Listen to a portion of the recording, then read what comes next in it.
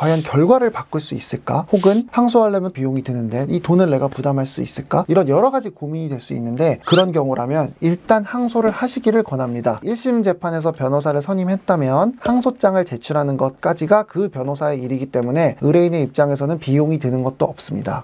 안녕하세요. 검사 출신 최용희 변호사입니다. 1심 재판이 끝난 다음 항소를 할지 말지 고민하시는 분들이 정말 많습니다. 그런데 1심 판결문을 검토해보면 당사자가 했던 주장에 대한 판단이 아예 빠져있는 경우도 있고, 법적으로 중요한 쟁점이 포함되어 있지 않는 경우도 많이 있습니다. 오늘은 형사사건을 중심으로 항소심은 어떻게 진행이 되고 어떻게 준비를 해야 1심 결과를 바꿀 수 있는지에 대해서 말씀드리겠습니다.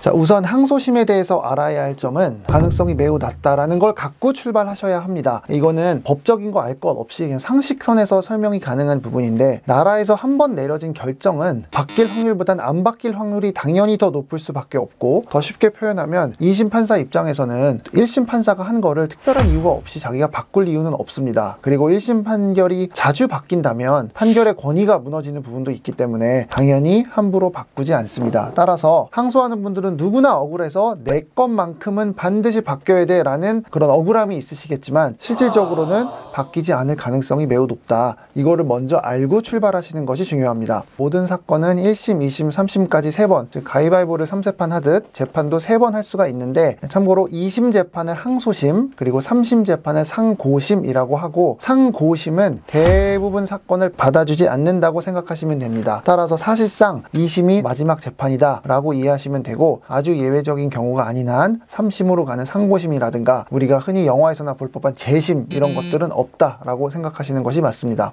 2심 재판은 1심 재판을 이어서 하는 것이기 때문에 1심 재판에서 했던 것들을 모두 그대로 다시 하는 것은 아닙니다. 즉 1심 재판이 진행된 것을 전제로 1심 재판의 잘못된 점들을 바로잡는 절차입니다. 항소심에 대해서 상담을 하러 오시는 의뢰인들의 말씀을 들어보면 가장 안타까운 것은 1심에서 함께했던 변호사와 진행한 것들이 좀 미흡해서 1심에서 했던 것을 그대로 다시 2심에서 하고 싶어하는 경우가 많은데, 그런 것들은 실질적으로 불가능하고, 대표적인 게 증인신문인데 그때 불렀던 증인에 대해서 우리가 자세히 물어보지도 않았다, 이거 다시 해서 다시 해야 된다라고 하는데 2심 판사들은 이런 거 웬만하면 받아주지 않습니다. 따라서 2심은 1심을 토대로 거기서 잘못된 것을 바로잡는다라고 생각하시는 것이 맞습니다. 참고로 항소는 1심 재판이 억울하다고 해서 항상 할 수 있는 것은 아니고, 법에 정한 일정한 사유가 있어야 되고, 그 사유는 3가지입니다. 즉 사실 오인, 법리 오해, 그리고 양형 부당, 이렇게 3가지가 법에 규정이 되어 있어서 3가지 중 하나 혹은 3가지 중 여러 개를 갖고 항소할 수 있습니다. 그래서 사실 오인은 말 그대로 1심 법원이 사실 인정을 잘못한 경우, 즉 난 하지도 않았는데 했다고 했거나 이런 경우를 말하고, 법리 오해는 법을 잘못 적용하는 경우, 그 다음에 양형 부당은 처벌의 수위가 무거운 경우를 말합니다. 아니 1심 법원이 판사인데 법을 잘못 적용하는 일이 있나요? 이런 의문을 가지는 분도 계신데, 그런 경우도 매우 많이 있습니다. 실질적으로 법 규정을 잘못 적용해서 판결한 경우도 다수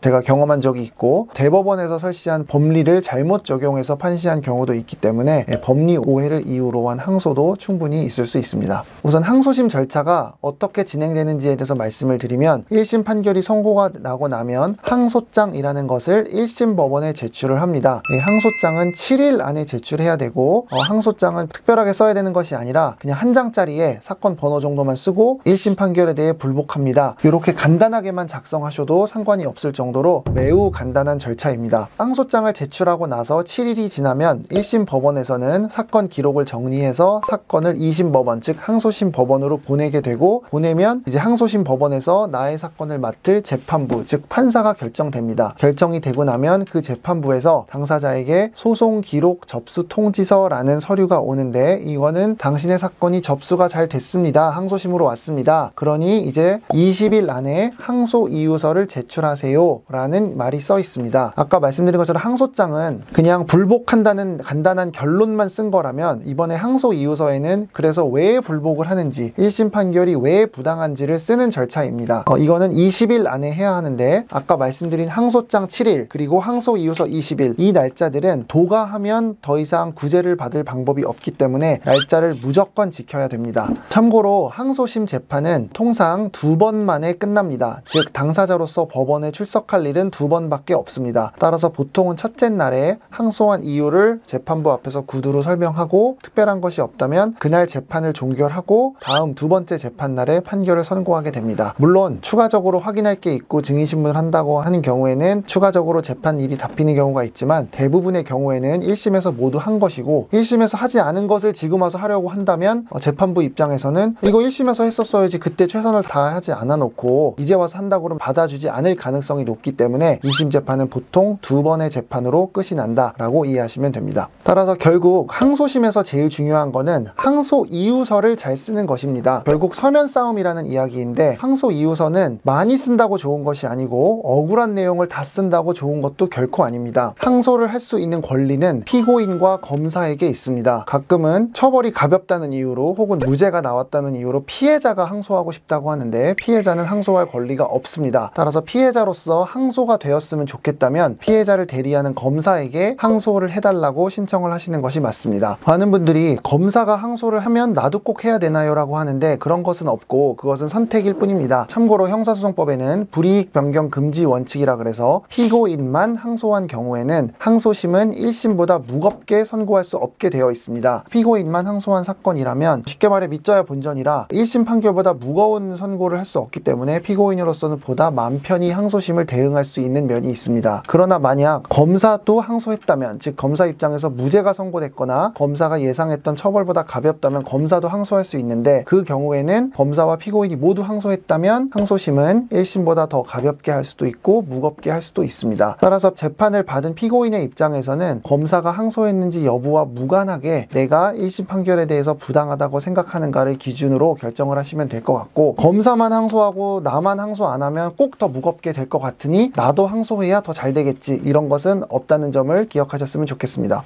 여기서 한 가지 좀 팁을 드리자면 항소를 해야 될지 말지를 고민하는 이유는 사람마다 여러 가지가 있을 수 있습니다. 과연 결과를 바꿀 수 있을까? 혹은 항소하려면 또 변호사 비용이 드는데 이 돈을 내가 부담할 수 있을까? 이런 여러 가지 고민이 될 수 있는데 그런 경우라면 일단 항소를 하시기를 권합니다. 왜냐하면 항소장은 아까 말씀드린 것처럼 한 장짜리 서류 딸랑 내는 거기 때문에 시간이 특별히 드는 것도 아니고 비용이 드는 것도 아닙니다. 1심 재판에서 변호사를 선임했다면 항소장을 제출하는 것까지가 그 변호사의 일이기 때문에 의뢰인의 입장에서는 비용이 드는 것도 없습니다. 고민되면 일단 항소를 하고 나서 항소심 재판이 잡히기까지는 또 최소 몇 개월이 걸리기 때문에 그 안에 후회가 된다면 항소를 취하하면 그만입니다. 그래서 항소는 취하하더라도 아무런 불이익이 없습니다. 따라서 고민이 되면 일단 항소를 하시기 바라고 참고로 어떤 분들은 검사가 항소하는지를 보고 저도 할지 말지 정할래요 이런 분들이 계신데 참고로 검사님들은 피고인이 항소하는지 여부를 전혀 고려하지 않고 본인의 기준으로 결정하기 때문에 이런 눈치 작전은 굳이 하실 필요 없고 그럼에도 불구하고 팁을 드리자면 보통 검사들은 항소한다면 7일 중 마지막 하루 전날인 6일째에 항소하는 경우가 가장 많습니다. 따라서 이 부분은 나의 사건 검색 사이트를 통해서 검색하시면 실시간으로 확인이 가능합니다.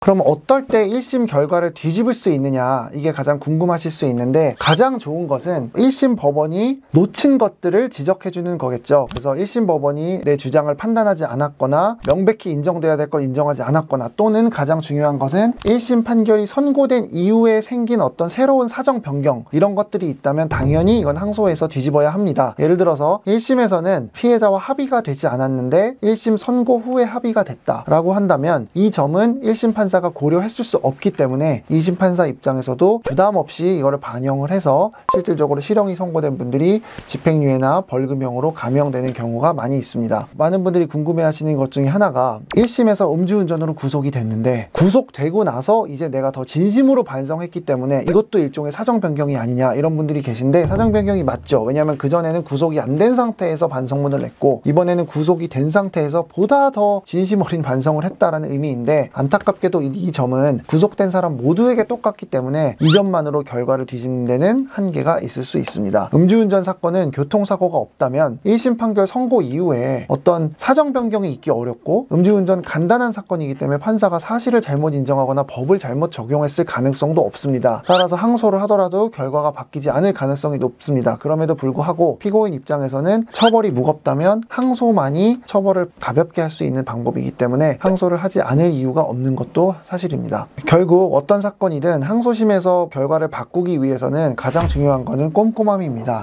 여기서 꼼꼼함은 1심 재판에서 제출됐던 증거 기록과 그 다음에 1심 재판 기록을 잘 검토하는 것이고, 여기에서 어떤 부분들이 누락됐는지를 잘 봐야 합니다. 가장 중요한 말씀을 드리자면 판결문에 나온 게 꼭 전부는 아니라는 점입니다. 즉 1심 판사가 고려한 모든 것들이 1심 판결문에 다 포함되어 있고 1심 판사가 고려하지 않은 것들은 다 들어가 있지 않냐 하면 그건 아닙니다. 그렇기 때문에 1심 판결문엔 없지만 내가 뭔가를 지적을 해야 될 수도 있고, 거기 써 있지만 판사가 꼭 그걸 진중하게 고려한 게 아니라 그냥 이전 사건 판결문을 불러오기 하는 과정에서 그냥 문구를 고치지 않고 그냥 보통 쓰는 표현대로 쓴 거일 수도 있습니다. 그렇기 때문에 항소심을 준비하는 변호인의 입장에서는 판결문을 당연히 베이스로 열심히 봐야겠지만 그 외의 것들, 어떤 것들을 주장할 수 있는지를 찾아내는 것이 정말 중요합니다. 판결을 받아보신 분들은 한 번쯤은 이런 당황스러운 경험을 하신 적이 있을 겁니다. 뭐냐면 판결문이 너무 짧습니다. 이름 빼고 인적사항 빼고 결론 빼고 범죄사실 빼고 법조문 빼면 한두 줄인 판결문이 너무 많습니다. 여러 가지 사정 종합하여 주문과 같이 결정한다, 이런 경우도 있고, 어떤 경우는 불리한 점, 전과가 다수 있음, 유리한 점, 반성하는 점, 기타,